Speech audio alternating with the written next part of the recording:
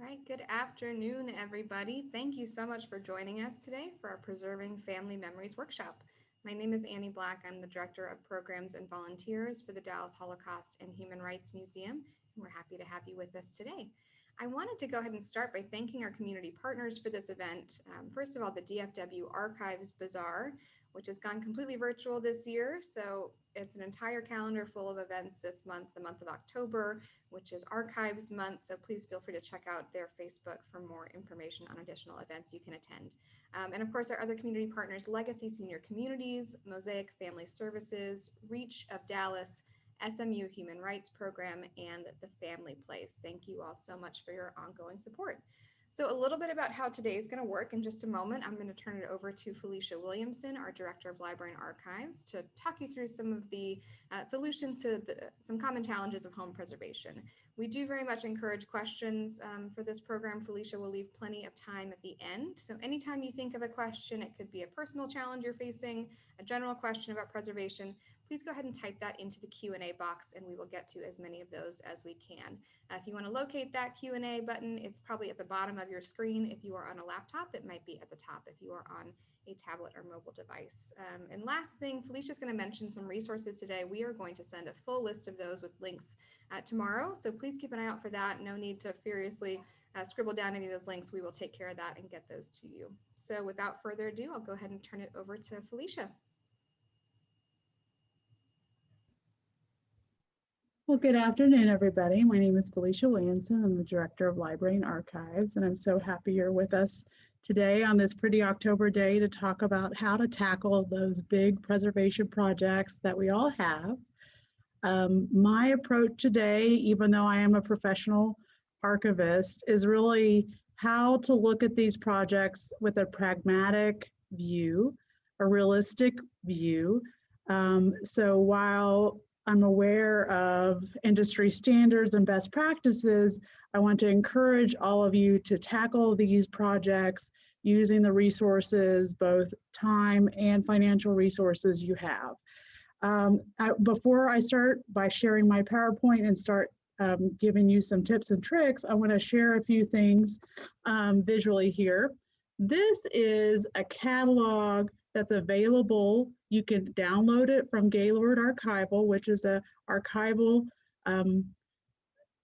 product warehouse that we sometimes use. They're not a sponsor, but we do rely on them. They have a full catalog of resources available for archival work.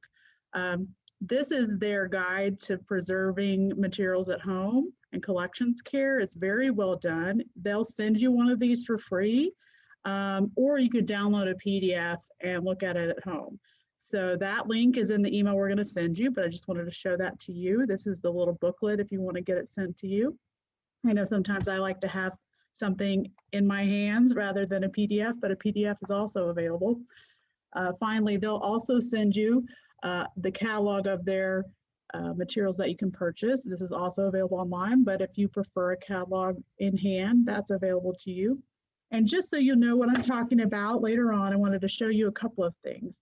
When you are storing really unique photographs, there's something called preservation polyester, which is an archival plastic, and it's safe to put your photographs in and store them. I wanted to show you what it looks like. It's a little hard to see in this scenario. I wish I could pass it around to the audience, but I can't. Zoom isn't that advanced yet. We like the L sleeve, so it's open on two sides and you can put the photograph in there. You can also put letters and documents in preservation polyester. The only caution there is if you do that, be wary of static, because inserting something that's on a document that's shredding or dissolving for whatever preservation challenge it has, it can cause damage. So just be careful.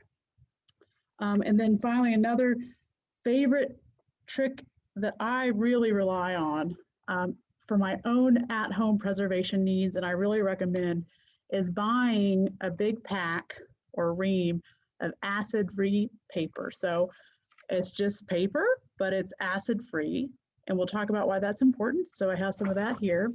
And then finally, I want to show you a few other little items. There are acid-free folders and then what I call acid-free inserts. And so it's a little hard to see, but this is an acid-free folder. You can tell, or I can tell after having been in the biz for a while, because it's smoother than a regular manila folder. And then an insert is actually a thicker paper insert, and you can put it inside a folder. But the nice thing about that is, let's imagine you have 50 letters from 1945.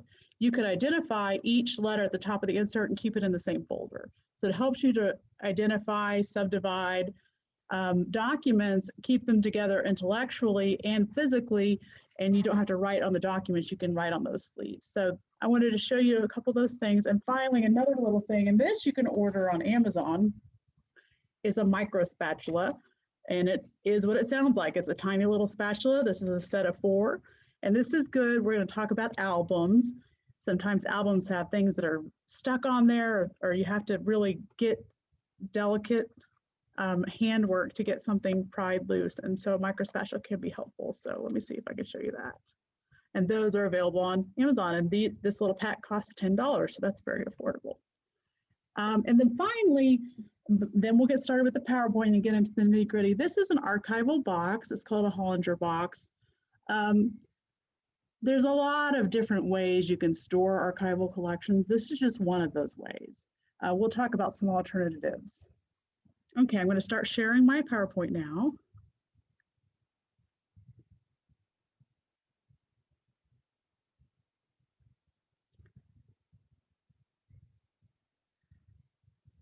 Annie, oh, I'm sorry. Just got confused for a second. There we go. Do you see that? Okay. Yep, you're good. Okay, great. Okay, so before we get into this, I want to talk about a few guiding principles. In my experience, I've been in archival work for 17 years now, and I'm an archivist because I have a personal interest in it as well. And I have seen this time and time again. I think every family has an archivist born into every generation, and you might be attending this talk today because you're it. So that may mean that a family member dies, or grandpa or grandma hands you stuff because they know you'll take care of it and honor it. And so now you're faced with caring for it and making sure it makes it another generation and that legacy lasts.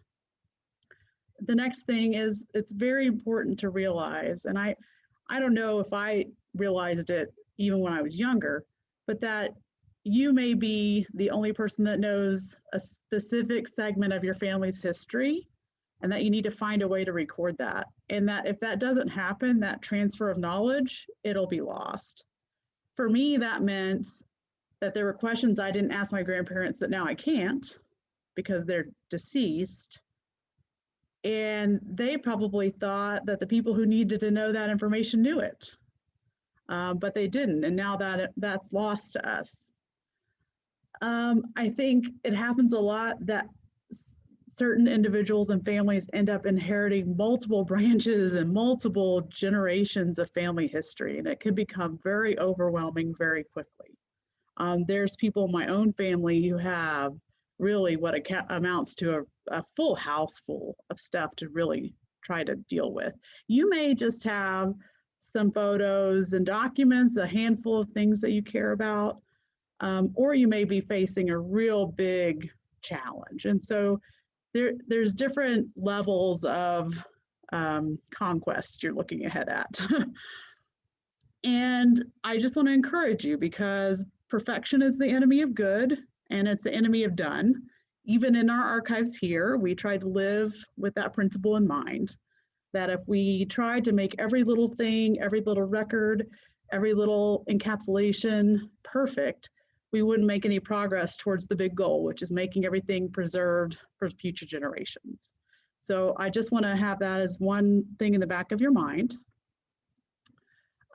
Again, you may be the only person who can record family members' names. A big thing that's really hard, just because it's old doesn't mean it's precious. You may have been handed down materials, objects, and you look at them and you think to yourself, well, it's old. Does that mean I have to keep it and keep it safe forever? Well, no, there's some stuff that's just old. It may not be historically vital. It may not be precious. You can make some decisions. And in fact, to make progress, you will have to make hard decisions. You don't have to keep everything. And I think it's important to make an estimate of how much stuff you have that you're trying to preserve, how much money you have to spend on preservation supplies, and realistically how much time you have to devote to this project. I'll just share with you that I'm an archivist and so is my husband. We have family materials in our home and we have 2 kids. So we had to decide realistically what time and money could we devote to making those things safe and available for future generations. So we had to make a very streamlined approach to making those materials accessible. So I'll share with you eventually what we decided to do, but you'll find out it's not this really complex process. Even though we technically had the knowledge to do a very complex version of the process, we had to make a realistic plan and then make it happen. And I encourage you all to do the same. So I'm going to go over the very basic plan you can make and supplies you would need.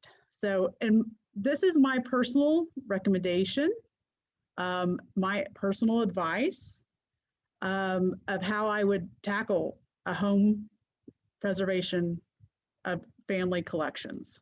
So I would recommend buying a ream of acid-free bond paper. Photos and paper has acid, and that contributes to decay. So paper, especially 50 years ago, 100 years ago, was created using a complex chemical process to break down wood pulp and turn it into paper. As that paper ages, the chemical processes decay and it starts to yellow and become brittle. As I'm sure you've realized that you pick up a paper, it's been outside for 2 weeks, it's just crumbling. That is acid decay. And so acid-free enclosures and paper absorbs some of that acid and stops some of that decay and prevents it from getting worse. And acid-free paper is a very affordable entry-level way to put materials in a protected enclosure. And it also allows you to identify materials safely. So what I recommend is you have a bunch of photos and you know, hey, these 10 photos are from grandma's birthday party in 1990. You fold a piece of acid-free paper in half, write that identification on the acid-free paper in pencil, and then move on to the next batch of photos. And it's a way to very quickly add some identification, add some clarity, make some intellectual descriptive information available to the next person who opens that box of material, and keep moving. The next thing, I think you should buy a micro spatula. I think it's affordable on Amazon. You can also find them at craft stores. You can find them at Gaylord or another archival supply company.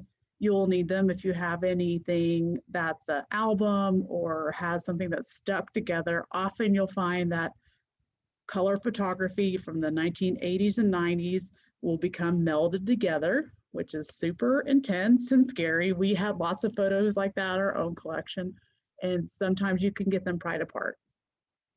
And then you'll need some containers. Now, the best case is that you buy some acid-free boxes from an archival supply company. If you look at your collection and you think you can do it and that's important to you, I say go for it. That's a great solution. If that's not possible, don't give up. Go to the next best thing. Craft photo boxes are not guaranteed to be acid-free. They're not ideal, but they'll keep the material together and you can put it in a safe place. Same thing with a plastic tote. It's not ideal, but it'll keep the material together and keep it safe, and it'll do the job for now until you can afford some acid-free boxes. Then you need labels so you know what the heck you're looking at. And then this is really critical. You need to identify a safe spot for your records. I'll share with you that my maternal grandparents, when they sold the family farm and decided they had a part to play in my home state's history. And so we decided to donate the family collection to an archives. And I arranged for that to happen. And so I set about gathering the family archives together. And here's a list of where I found the materials. I found materials in a shed, in a barn, assorted drawers, closets. You start to get the picture. These materials, which documented a really important story, of course, to me personally, but also to my home state's history, were just spread here and wide and everywhere. And it wasn't that my family didn't care. It was just moves had happened. People had shuffled things around. You know, grandma received a pile of photos from cousin so-and-so and shoved them in the bottom drawer. Things just happen over time. And when you're tackling your own collections, you'll find, shockingly enough, that things are not necessarily always in ideal spots in the house. So the big takeaway, if nothing else sticks with you today, get things into the house, out of the garage, out of the attic, out of the basement. I think the number one thing is that photos, letters, documents will last and be much safer if they're in the part of the house where you are the most comfortable, where there's the most consistent temperature and humidity, and not in the least amount of light. We'll get into more detail about that, but if that's the only thing you're able to do today, that would be a huge benefit to your collections. We're going to send you these things in the email Annie's going to send out tomorrow. That guide to collections care, that little handbook, is available at the first link. There's a couple of different archival supply companies listed here. I just wanted to say just quickly about purchasing acid-free materials. You'll see that they're for sale at craft stores, even at office supply stores. And some of those things may be acid-free and perfectly fine. The only difference between those companies and those things for sale there and something available at an archival company is that an archival company goes through rigorous testing and ensures those materials are the best possible resource for conserving an archival collection. So that's the main difference. The other thing is to be really careful about, if you're putting, you know, you gotta triage what you're doing. If it's something that's irreplaceable, you might want to spend the money and go to an archival supply company to put those things in the most specific enclosures. If for the bulk of your collection, you might make the decision, we'll just do the best for what we have right now and put it in some boxes and some folders and move on. These are some resources that we'll also send you tomorrow. They're the NEDCC Preservation Handbook. If you really want to dig in and learn, this is basically a 11 chapter or course detailed description of preservation and how to do it. When we train interns and volunteers in the archives, we ask them to go through this course. It's an online course that's available for free. It's really great. The cultural heritage guides to treasures, they have a 4-page handout for every kind of material you have in your home: porcelain, textiles, metal, photographs, et cetera, et cetera. Anything you can think of, they've got a really in-depth handout on how to deal with those. And it's great resources available there for free, put out there for your information. The AIC Photos Guide, great information about preserving photos. And the National Archives Guide to Digitizing Family Papers. Great information about step-by-step if you want to make preservation copies so you can distribute a digitized copy of all your family photos to your entire family. What an amazing gift. How to do that is available there. So why do we preserve our family collections? We want to make them available. We want them to last beyond us. We want to maintain our family's legacy. What's a threat to those legacy items? I should have given a warning. This is our pest and bugs page. There's often what happens with family collections is we don't use them very much. In fact, one lesson learned when my family dug out the collection to donate, the materials in that collection had not been seen, at least not in my lifetime. I'd never seen any of it. And in fact, my aunts often had not, my mother hadn't either. So that means that material had not been unearthed and had not seen the light of day in 20, 30, 40, 50 years. Well, in that time, it had been just forlorn in the corner, in the drawer, even in the shed, getting eaten by bugs, getting disturbed by rodents, you name it. And so that's one thing to think about. Collections that mean a lot to us, we don't necessarily interact with a lot. And that leads them to be forgotten in a way, and they can become damaged. We have to keep our collections in areas that are dry and clean. And if they're dry and clean, there won't be pests. Another big area is light damage. Light damage is cumulative and irreversible. That's why when you come to the museum has very low lighting. In fact, we have some signage that explains we can't raise the lights any more than this because the materials on display can't tolerate the light damage that would come from having high light. So we have the lights really set quite low. If there's a photo or document that you care a lot about, and a lot of us, when we have a photo or document we care a lot about, the thing we do is to put it on display. It makes a lot of sense. We frame it and put it on the wall.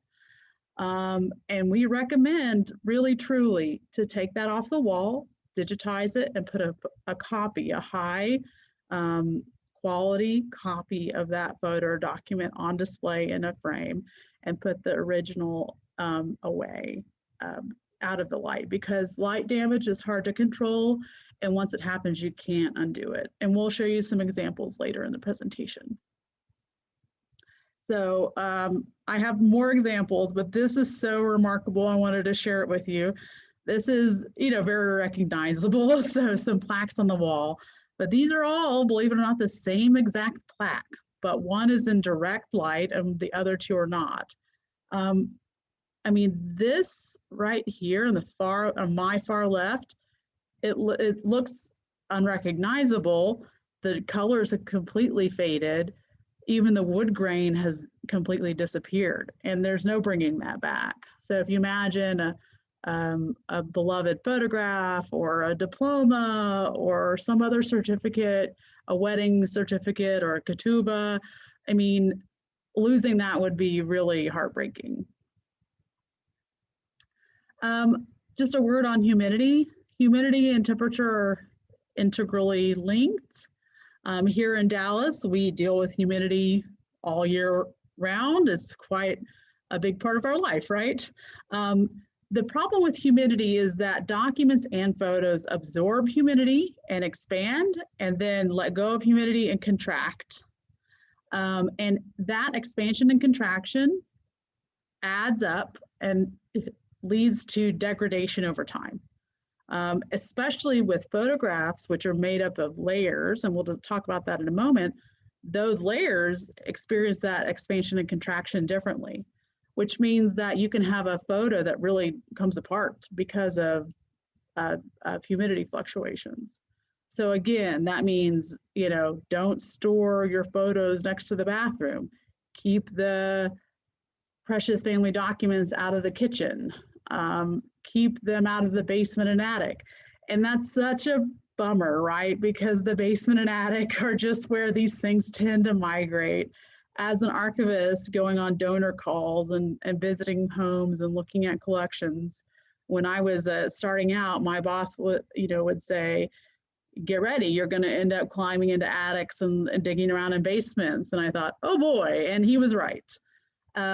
Certainly true. But for you all, I just encourage you, do the best you can to get that material out of the basement and attic. Stick the Christmas decorations down there, get the family records out.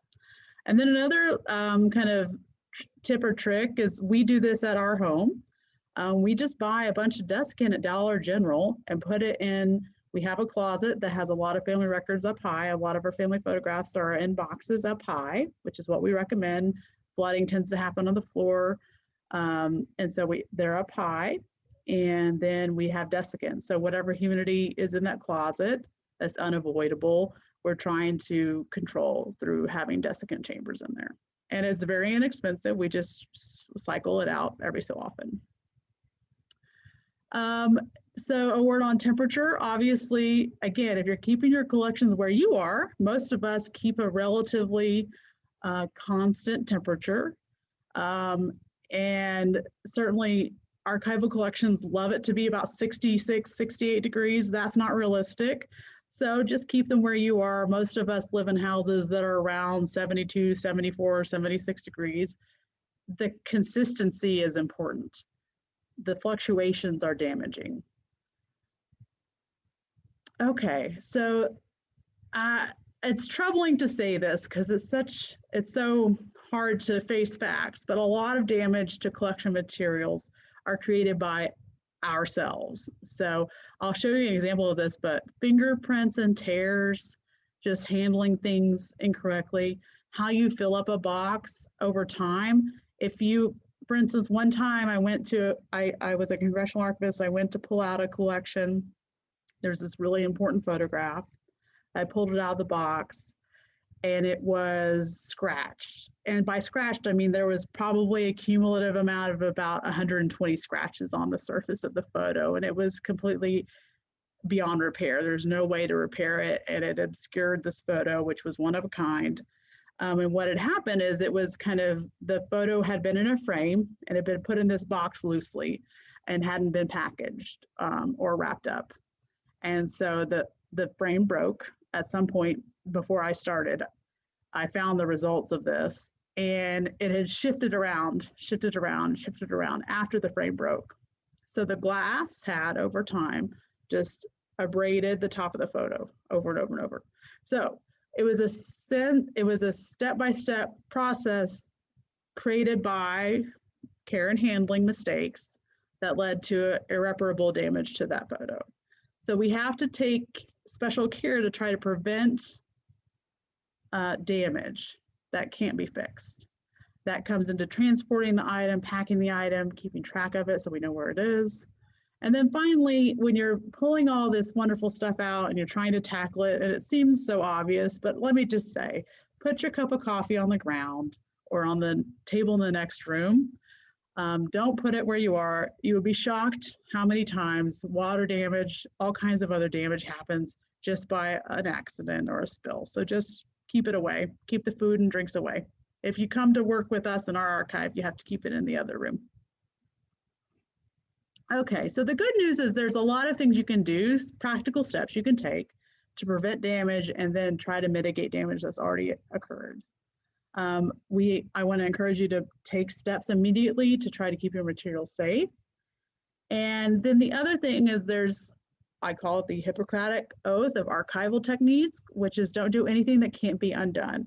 That's why I recommend you use a pencil always, don't use a pen, keep things off the ground and keep them out of light. One other thing, use pencils, I already said that, but whenever there's something that's folded, whether it's a letter, a textile, really anything, newspaper clipping even, you just have to know that eventually that fold will be forever. So for textiles, that means we recommend you roll them. For letters, that means we recommend you unfold them. If it's something that is in a unit, so a multi-page letter or something like that, we recommend that you remove old fasteners, old nasty rusted paper clips, rubber bands that turn to goo eventually, get rid of all that stuff, but you want to keep that original order together. I like those sleeves for that. So if I've got a 5-page letter, I just stick it in that sleeve and label what it is, and then I move on. But you can also use a stainless steel paperclip. If you're in a temperature controlled area, that stainless steel paperclip will be fine. And then the other thing that helps a lot is interleaving with that acid-free bond paper. And just always, always, always, if you know identifying information about the objects, add it now, because you may not get back to it and you may be the only person who knows it.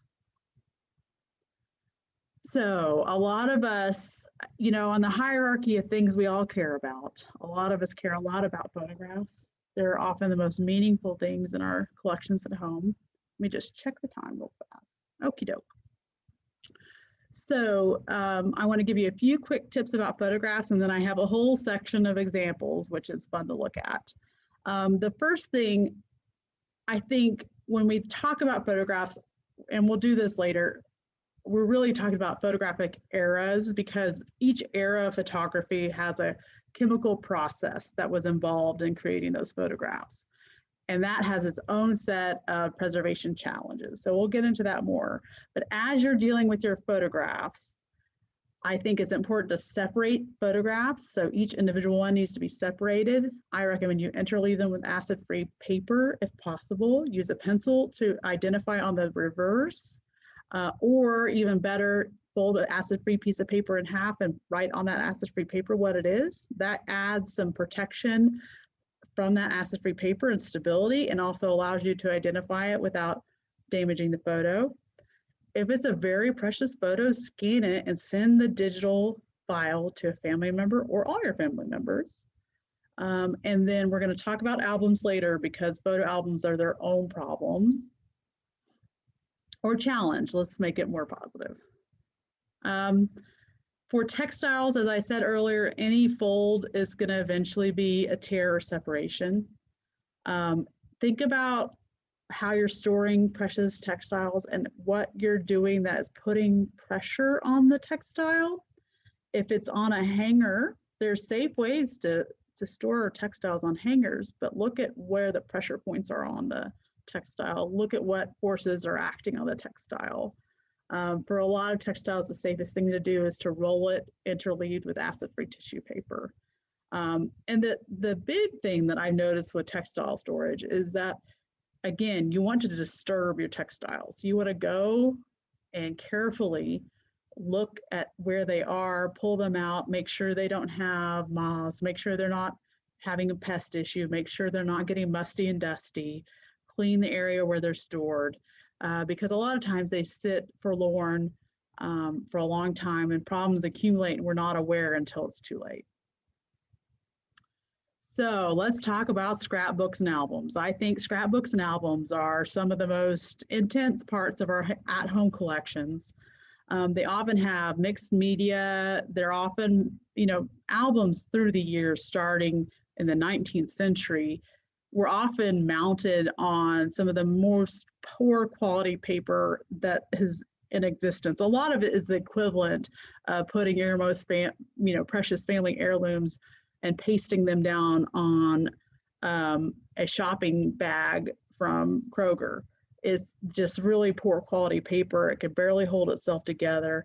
Then you add whatever adhesive was, in vogue at the moment. And then you add the complexity of maybe you have an invitation, maybe you have some lace, maybe you have a photograph, maybe you have some handwriting. So all of that's all together. And how do you preserve it and keep it if the paper it's mounted on is just dissolving in front of you? So it's a real challenge. We're going to talk about it briefly, but really you could have a whole half-day course just on scrapbooks. This scrapbook is out of my grandparents' collection that got donated. I brought it out as an example. Here's an issue. So this is that really low quality paper. So this paper is really dissolving. It's starting to crumble, but it's handwriting directly on the paper. And then the photographs are pasted on both sides, so you can't safely remove them. There's no option there.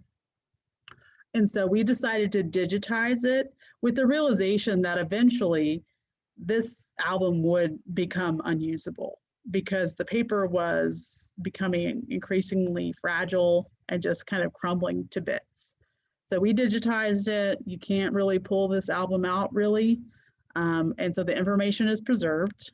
And that's about the best choice sometimes. Other albums you might be able to take apart carefully and then digitize it to preserve the information that came as a whole. Other albums, we've done this here too, you are able to conserve it by placing it in a mylar sleeve, preservation plastic sleeve, and then very carefully handling it and limiting how much it gets moved around, making a box that keeps it snug. So there's a lot of different options. This is a little hard to see, but this, if you all remember back in the 70s and even the 80s, there was that really sticky lined, they called them magnetic albums. Now, photos in those albums will either just pop right off and you'll open the album and all the photos will fall out, or depending on how they were made and the adhesive and the temperature and humidity where that album was stored, they will be completely melded to that page. In my experience, if they're popped off, then take those photos and run and throw that album out. It'd be hard to convince me otherwise, because that adhesive is very bad for the photos. If they're melded to the photo page, and there's really, in my opinion, I would be hesitant to do anything other than just try to keep it as safe as possible and maybe interleave to keep it from sticking to the next page. Those are real tricky. If they're kind of loose and don't seem melded, you could use a micro spatula to see if they pop off very carefully and try to get the photos out.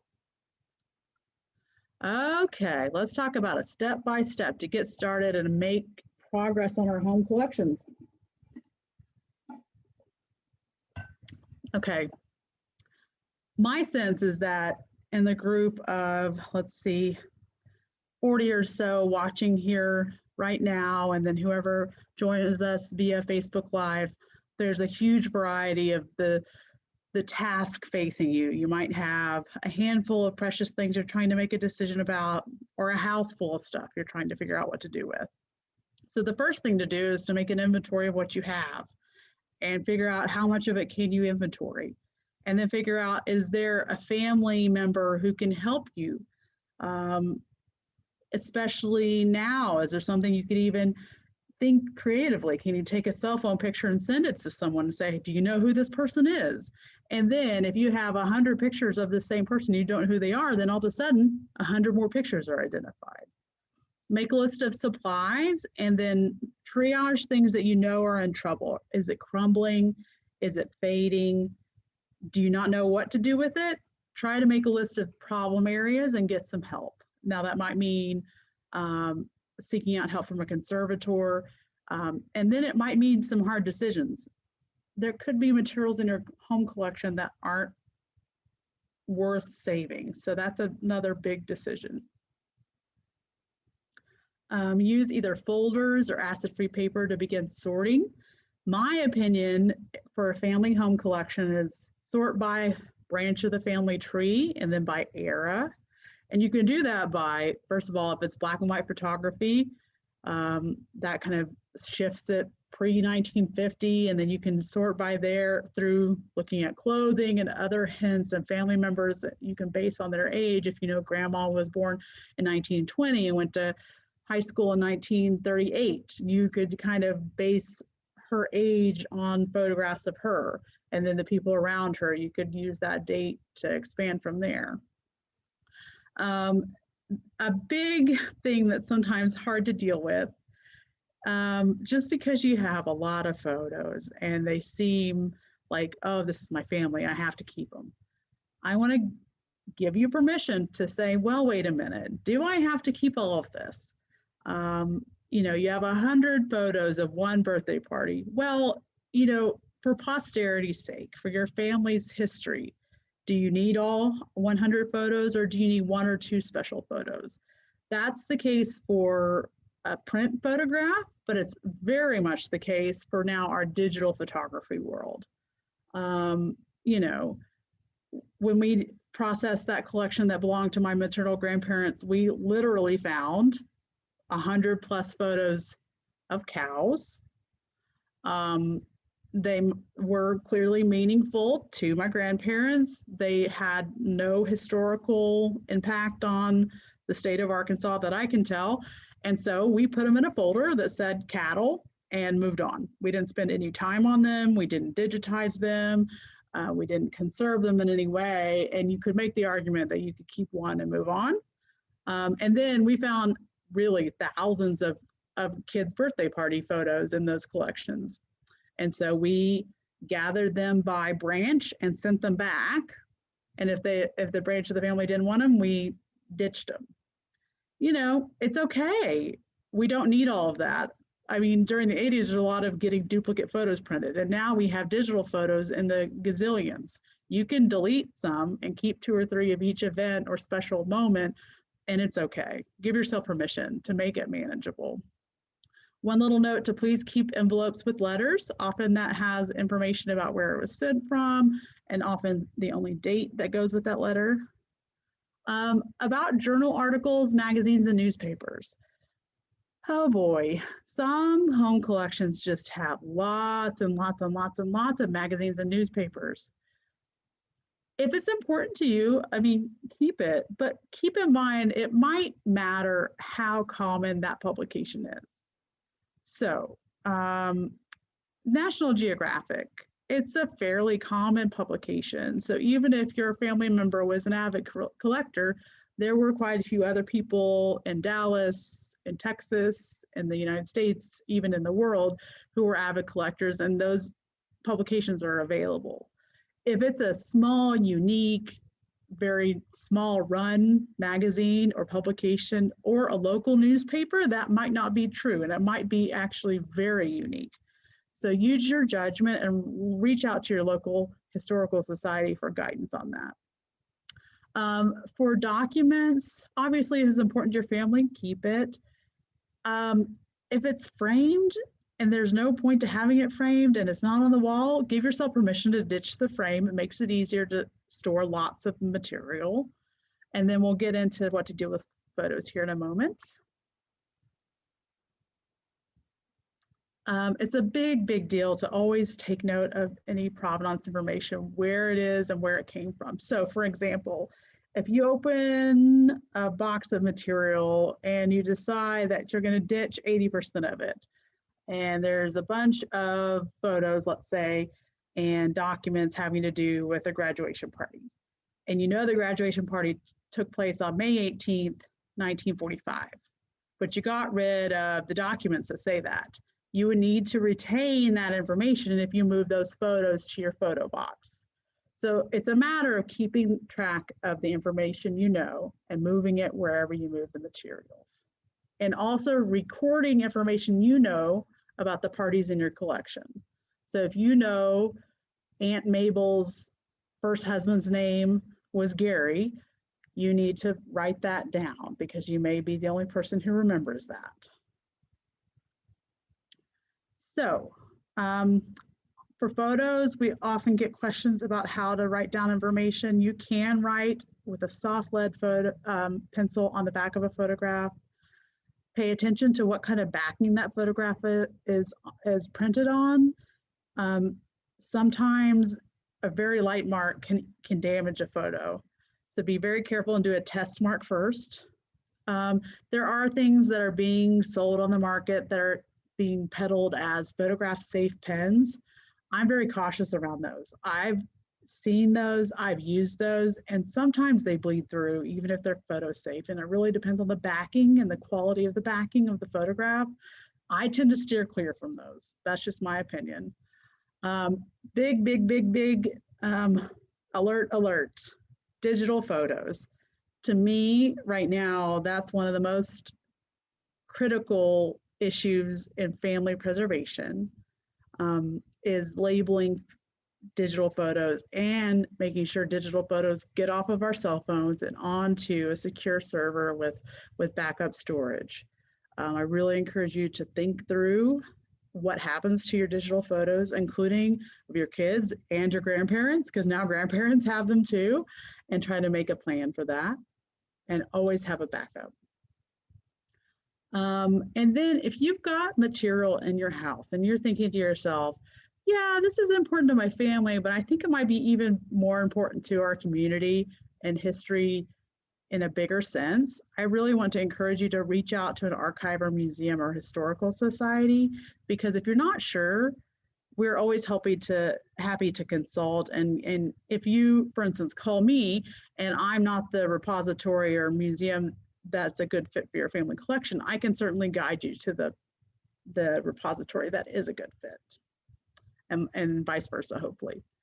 I wanted to show you this picture because this is that human handling issue where you can see how long-term it leads to a lot of damage.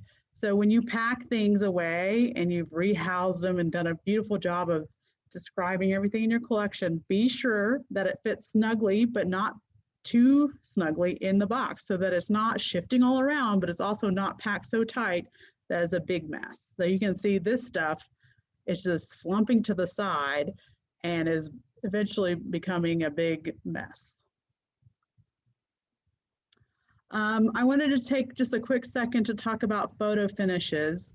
Negatives are made in a different way than printed photos, so we recommend you separate negatives from color photos, but you need to keep the identification that goes with them with the negatives.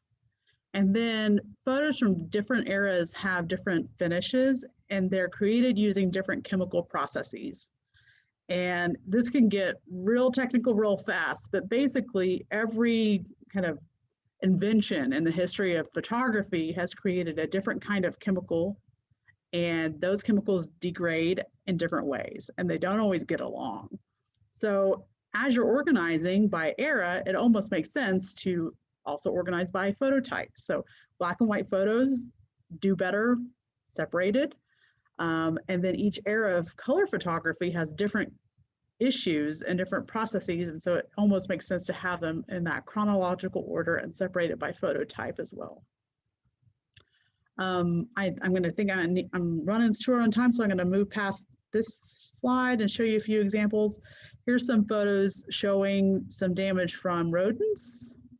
This is a really cool photo showing light damage. This is a refractory light damage. So this ring in the top right corner is actually the reflection from a lamp across from where this photo was hung on the wall. So I thought that was kind of cool. And then another thing, a lot of historic photos you'll see have handwriting on the front of the photo. Now, I mean, the good thing is that that's your sometimes only hope of identifying these folks, but it's kind of a bummer because it's obscuring the photo itself. My grandmother was renowned for doing that, writing right over the face of someone. Black and white photography will last forever. It's great. Keep it out of the sunlight, keep it out of the light, keep it in relatively stable environment, and it'll last a long time. I think one kind of misconception about World War II era is that, you know, people are surprised how many photos were being taken. You know, a lot of photography was happening. Hundreds and hundreds of photos per GI came back from overseas. So lots of photography out there, lots of content available documenting that important time in our history. Color photography starting in the 50s and 60s, the processes, really a huge diversity of how those photo processes happened and how well they worked. Really a lot of fading, color loss. Then in the 80s, it gets, in my opinion, way worse because it became cheaper and the quality went down in a lot of ways. And that's when the biggest thing I've seen is those 80s photos, you know, start to meld and melt together. The photo layer, the outside layer where the ink is, starts to almost melt and congeal. So the big thing for that is to get in there really as soon as you can, separate them if you can, and interleave them with acid-free paper. And if you have a big chunk of melded 80s photos, that can be a big, big task. The other thing to point out with this photo I think is so interesting is I talked to you about how human handling can damage a photo. If you notice right here in the center of this photo, that's a thumbprint. So when you're handling these photos, wear some just gloves you can get at a drugstore, something that would help you not create damage to the surface of the photos. If you want to know, that's me. Into the 90s and today, the professional commercial printing has gotten much more standardized and reliable. So a lot of the prints you can order and purchase from online vendors or down at Walgreens or whatever, the printing is much better and more reliable. Then finally, just to reiterate, We're producing a ton of photography. I really encourage people, you have 100 photos of your cat. I support that. Try to winnow it down to a couple of keepsake photos and allow yourself to get rid of the rest, and then name the photos you want to make sure you keep, and then back them up. And even better, send your backups to a relative who doesn't live in your state. Think in terms of my own family. My in-laws live in Louisiana. They've now had 2 hurricanes in the span of 3 weeks. So had they had a flooding incident, which fortunately they themselves did not, but had they had that, that impacted their photo collection, what would have happened? That would have been a critical loss. So there's a lot of hard decisions when you have to process your family collections. You have to set some priorities and just let yourself make those decisions and let go of some things. It's often emotional, and I want to acknowledge that. If you need to consult with a conservator, you can send me an email and I can give you some recommendations for local folks. And then there's also these websites for contacting professional conservators beyond Dallas. And then just a word about disaster response, fire, and then of course, firefighters bring water or a water disaster in your home, like a leak. And then the final thing is what we see, unfortunately, is there's a third disaster that happens to family collections, is that there's not a plan for the collection. So I just encourage you to think about that in your estate planning process. Make sure that if there's precious family collection items, that those items are accounted for on your estate planning. We see / hear of important collection items being tossed to the curb or ending up in an estate sale when they should perhaps ideally be with the right family member, but maybe also ideally be in a museum or a historical society collection, and it just wasn't dealt with or prioritized. And so make a plan, because in my mind, that's a different kind of disaster. It's a real loss. For fire and water damage, obviously that's a worst case scenario, but if you have those materials up and away in a closet and in a container where, let's say you have a moment and you can grab one thing, you could grab that one box of your most prized family heirlooms. That's one thing to think about. And then if it's enclosed, we have seen examples where there was a house fire and there was one box of precious family photos and they survived, even though the house was a complete loss. So having things cared for to the best of your ability can make things turn out better than you would be afraid they would, even in the worst case scenario. So I just want to leave with a few words of encouragement, and then I'll get to your questions. By taking a few simple steps, you can really prevent or reduce damage to your family collections. Move collections away from the basement or the attic. Move them away from the garage. Please, please, please get them out of the sheds. Get archival materials off the ground and away from leak-prone areas. When you can, rehouse archival collections in archival acid-free enclosures and boxes, and add identification whenever you're able to, and to the best of your ability, and reach out to family members, and be aware of those family members and their memories, because for instance, I know sometimes memory is a strange thing. Memory loss sometimes happens in batches, and a family member may remember when that photo was taken, but not the last 20 years. So just think about that too. All righty. Please contact me with any questions over email. I'm happy to answer, and I'm going to take a look at the Q&A and see if anybody has some questions for me here. Okay.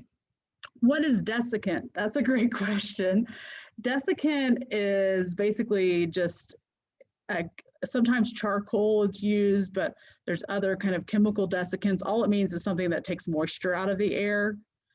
So you can buy these desiccant chambers and even packets of desiccant to put in your closet or even in a drawer that just absorbs moisture. So it helps with a muggy closet. I know we have some closets in our house that just tend to always be muggy. We open it up, we're like, gosh, so we just add some desiccant chambers to it.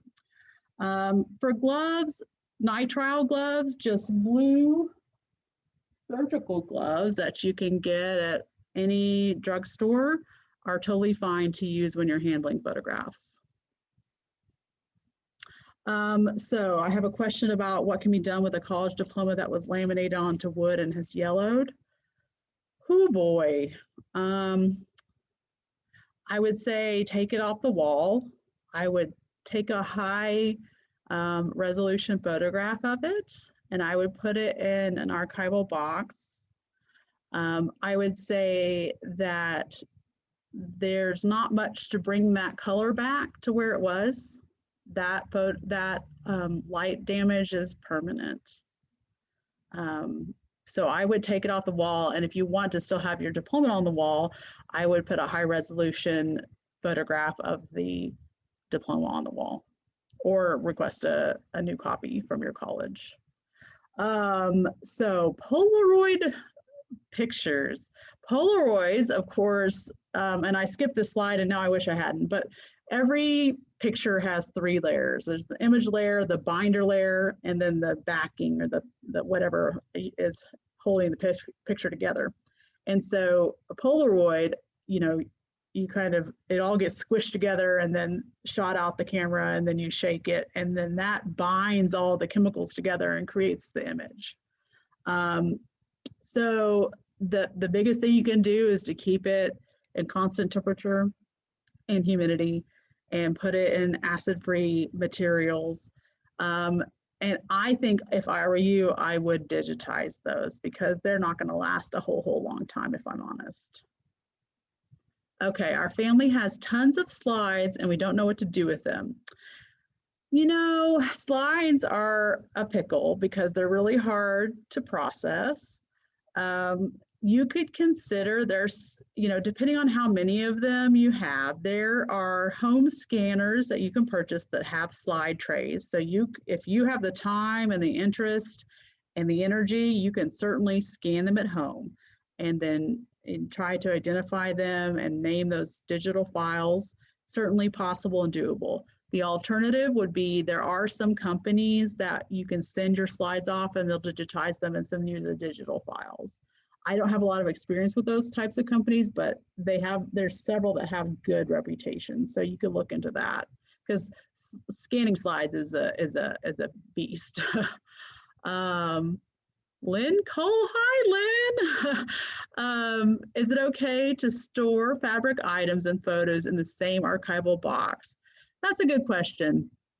Every box creates a micro environment. So the only consequence to storing photos and fabric items together is that as those photos go through the chemical degradation over time, which is inevitable, but you can slow by having them in an appropriate storage environment, that off-gassing from that degradation process will impact the textiles. So best case scenario, I would separate the photos and the textiles. You can augment that by having the textiles wrapped in some acid-free tissue and having the photos in some acid-free folders. But if you could have the acid-free, if you could have the photos separated, I would probably. Then we have a question, are there archival cabinets fire safe and waterproof? That's a good question too. There are fire safe filing cabinets. So we have those for our most vital records here at the museum. They're fairly expensive, but the real catch is that they're very heavy. And they're rated to survive 4 hours of heavy fire. So those do exist. Certainly, if that's something your family can look into, I think it's a worthwhile thought. Our most important vital records are housed in fire safes here at the museum. Okay. If we do opt to frame items, does using light protectant glass really help? And the answer to that is yes, absolutely it does. UV filtering glass and plexiglass does limit how much UV gets through, and it helps protect the items inside. So absolutely, and in fact, we have archival display cases here at the museum that have UV protection on them. And so we make decisions about what we put on display using that as part of our guide. So absolutely. Okay, well, thank you, everyone. I really enjoyed talking to you about some of my nerdiest, nerd fun stuff. And I'm going to hand it back to Annie. Hey, can you hear me? Yes. Okay, good. Sorry, we had a couple more questions in the chat. I don't know if you wanted to pop that open real quick before we wrap up. I feel like this is a test. You showed me where it was, and now I can't remember. I'm sorry. No, you're fine. If you go up to the top where it pulls down the screen, or you can stop. Oh, okay. Yeah, I got it. Okay. Do you have any thoughts? Okay, yes. Do you have any thoughts on those services that allow you to send a box of photos and digitize them for you? You know, I think that's answering a big need that our society has, which is I have all this stuff. I want it to be available to not only me, but to my extended family. I don't have any specific recommendations. I think if I were you, I would want to talk to someone who had tried it and had good luck. And I would ask the company to send you a referral. I would want to talk to someone who had sent some of their stuff back and had a good experience. I would want to talk to someone. I don't have any personal experience with it, but I don't think it's a bad idea. I'll put it that way. I think it makes a lot of sense. I think they're answering a direct need that a lot of people have. Oh, great question. Any advice for safely removing photos that are stuck to the glass of frames? And this is a big issue. The first advice is this. I would scan it. So I would take the wood or metal part of the frame off if I could safely do that, and then scan the photo with the glass on it. Barring that, if you don't have a scanner, that's not possible to take a photo with your cell phone. Amazingly enough, cell phones today have really high resolution capability, so it's not a barrier. Just to make sure you have a fallback. Then I would, and this is going to sound a little weird, I would make sure it's a warm, humid day. And then I would, starting from the corner that has the most give, use a micro spatula and try to work your way around it. And essentially, in my experience, you'll find out pretty quick if it's going to have any give. Beyond that, I would recommend contacting a conservator unless you're willing to lose part of the image, because if it's melded with the glass, you're going to lift the image layer, which is what shows you what's on the picture, off, because that's what's sticking to the glass. So there's not a great turnout. A conservator could do something to help, which would probably mean a series of chemical baths to try to loosen it. That's beyond what I know how to do, so I can't advise you on that. But a conservator could help you tackle that if that's something you wanted to do. If when you try to pry it up, it doesn't work. Okay, great. I think we got to them all now. Oh, cool. All right. Well, thank you, Felicia. Thank you all so much for joining us. Again, if you are interested in this topic and you want to dig more into the archives, please do visit dfwarchivesbazaar.com for the scheduled events for the rest of the month of October. And we will see you next time. Everybody have a great day. Thanks so much.